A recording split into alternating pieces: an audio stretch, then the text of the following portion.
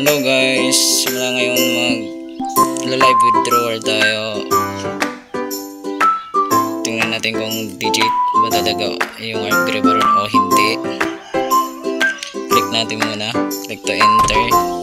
Tapos wait na lang natin mag-loading.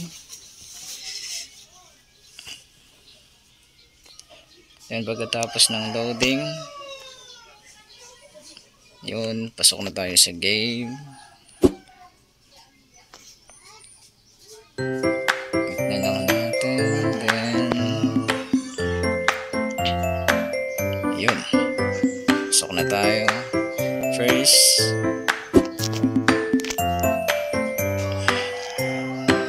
harvest muna tayo ng mga eggs. Then collect items. Yun, harvest na natin yung mga eggs natin. Then back.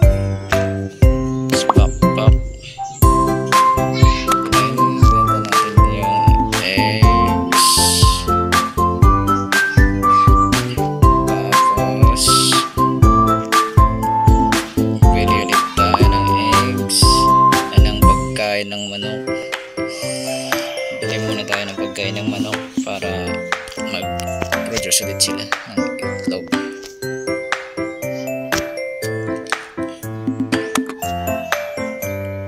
Then dito tayo sa baba sa ikatlo, bili natin yung page, bili tayo ng 6 eggs.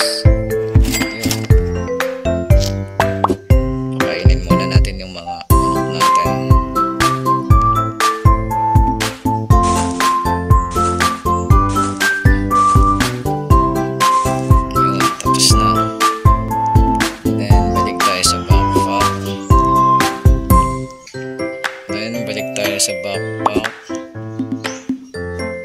para magbenta ng mga crops natin. Muna natin ibebenta yung wet straw, max na natin yun. Tapos yung wood, max na rin natin yun. Tapos sa mais, benta na natin lahat para may ma-withdraw tayo mamaya. Max natin yun, 10 diamonds din. Max yun. Tapos corn, max na rin. And last, feeder, max na rin natin. Process. Ayun, tapos na lahat. So wala na tayong may bibenta ngayon. Back na tayo, punta tayo sa market para mag-convert diamonds into coins. Nandito lang yan sa ibaba.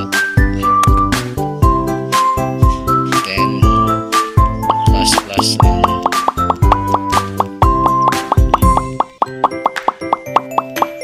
sa mag-max. Yun. Tapos confirm. Yun, tapos na. Na-convert na natin into coins yung gold natin.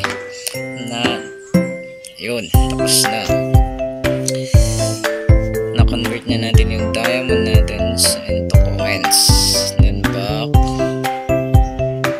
Then tapos dito, pindutan natin ulit yung dito. Tapos back. Punta na tayo dito sa withdrawal para mag-withdraw tayo. Then Gcash, sa Gcash natin. Sa Gcash lang yung gamit natin, kaya sa Gcash tayo mag-withdraw. Then enter amount, kasi may nakabayad na Gcash ko, kaya amount na lang yung i-enter ko. So 50 gold coins yung mag-withdraw natin ngayon.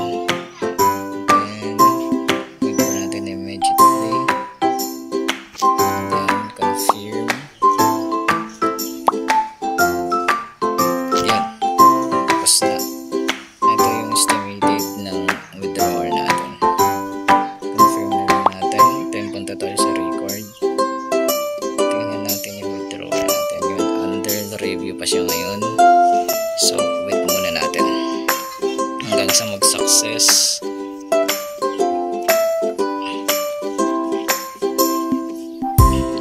Minutes lang to, darating dito. Wait na lang natin.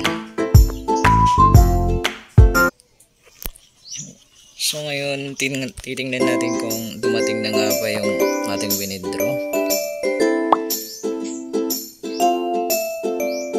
Ito lang tayo sa withdrawal.